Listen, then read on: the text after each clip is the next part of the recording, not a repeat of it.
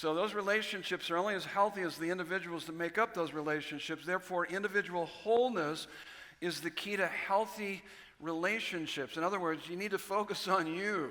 Our conduct always comes from our character. Character meaning our identity, our wholeness in Christ.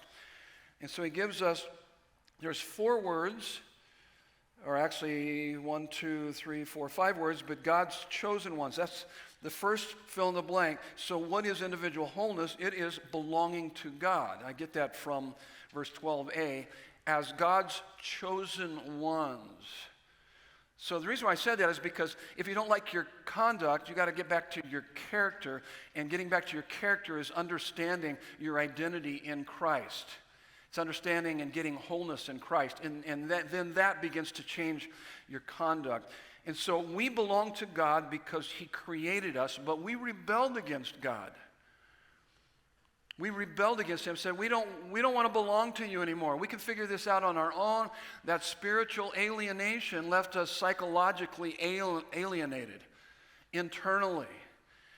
But God in his love sent his son on a rescue mission to redeem us, restore us, and reconcile us back to himself.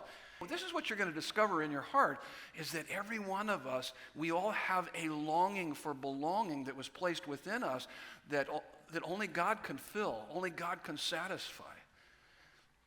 We have this longing for belonging, and there is no identity more inclusive, unshakable, freeing, and satisfying than belonging to God. In fact, the Bible uses a lot of this identity language in, for instance, 1 Peter 2, 9 through 10. This is what it says. It's talking about those of us that have put our faith in Jesus Christ.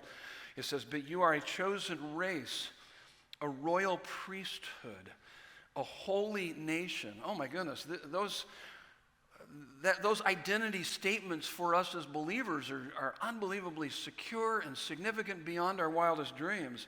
And then he says, a people for his own possession. So the Bible uses language like we are his people, he is our God. It'd be like me saying, that's my girl, that's my Nancy, she's my wife, I'm her husband. And so that identity language like that is just saying, it speaks of intimacy, it speaks of relationship. And so we belong to him, we have relationship with him, we have intimacy with God, we know God, our identity comes from God.